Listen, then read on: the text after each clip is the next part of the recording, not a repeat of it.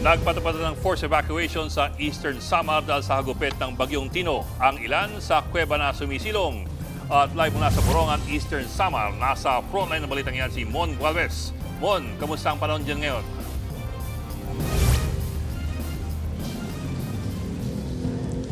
Bok, mahigit isang oras ng binabayo ng malakas na hangin na may kasamang ulan, dulot pa nga rin ng Bagyong Tino, itong malaking bahagi ng Borongan City sa Eastern Samar. Pero bago ito, halos buong araw talagang nagparamdam ang naturang bagyo sa buong Samar provinces. Mula Katarman, Northern Samar, walang patid na pagbuhos ng malakas na ulan ang sumalubong sa amin. Sinasabayan pa yan ng mga hampas ng hangin.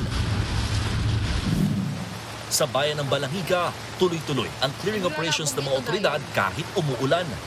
May ilang barangay din dito ang mabilis na lubog sa gabewang na baha. Dahil dito, iniutos na ng Eastern Samar Provincial Government ang forced evacuation sa mga bayan at lungsod na pinakamapupuruhan ng bagyo. Sa huling tala, halos 3,000 pamilya na ang nagsilikas o katumbas ng mahigit 9,000 individual. Delikado kung maiwan lang sila dun sa houses nila eh. It's hard to account for them. Especially kung hindi namin sila ma-access. What if biglang mag-blackout, brownout, walang battery mga cellphone na ngayon, matanggal yung cellular connection, di ba? Malaglag dahil sa lakas ng hangin yung cell site. Hindi namin malalaman kung ano na yung status ng kababayan namin, di ba? And we want to ensure that everyone is accounted for and everyone is safe.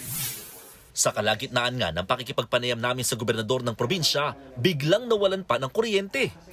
Naku, madaming factor, pero kasi from experience of what happened during Yolanda, no, yun na, nag-brownout na, ito na. Sa Borongan City, marami-rami na rin naunang nag-evacuate. Ang ilan, agad dumiretso sa gusali ng Disaster Risk Reduction Management Office ng lungsod. Ang isang buong palapag nito, nagsilbi ng evacuation area. Marami sa mga lumikas, halos puro bata at mga senior citizen. Kabilang ang 72 anyos na si Gloria Pontila. Kasama niya mga apo at asawang kasalukuyan pang may trangkaso. Aminado silang balot pa rin ng trauma mula sa naranasan sa Bagyong Yolanda, mahigit isang dekada nang lumipas. Natatakot kami doon dahil ang bahay namin hindi makakaya pag umano ang hangin. Dahil maliit ang bahay namin. Gusto namin dito dahil awa ng Diyos, maliligtas kami. Sa ibang bayan, gaya ng Kinapondan at General MacArthur, marami na rin sumunod sa pag-evacuate. Ang iba, binuhat kahit sakay pa ng wheelchair, habang ang ilan nananatili muna sa mga kapilya at mga health center. Ilang pamilya naman na nagpasyang lumikas sa loob ng isang kuweba sa Marabut, Samar sa gitna ng pananalasa ng Bagyong Tino. Sa Daram, Samar, inihanda na rin ng mga eskwelahan na magsisilbing evacuation center. Bok, sa ngayon talagang naka-red alert ang buong Eastern Samar officials at authorities patungkol nga dito sa Bagyong Tino dahil nga sa inaasang mas malakas pang pagtama nito habang lumalalim ang gabi o hanggang madaling araw.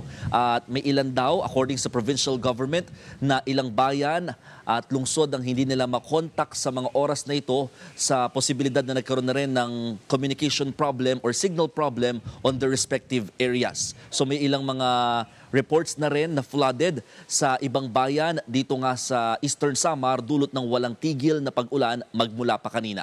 Bok. Maraming salamat at ingat kayo, Mon Gualvez. Mga kapatid, Ed Lingaw po, maging maalam at may pakialam sa mga napapanahong balita sa ating bansa. Para sa mas malilimang pagtalakay at paghimay sa mga issue at headlines, mag-follow at mag-subscribe sa social media pages ng News 5.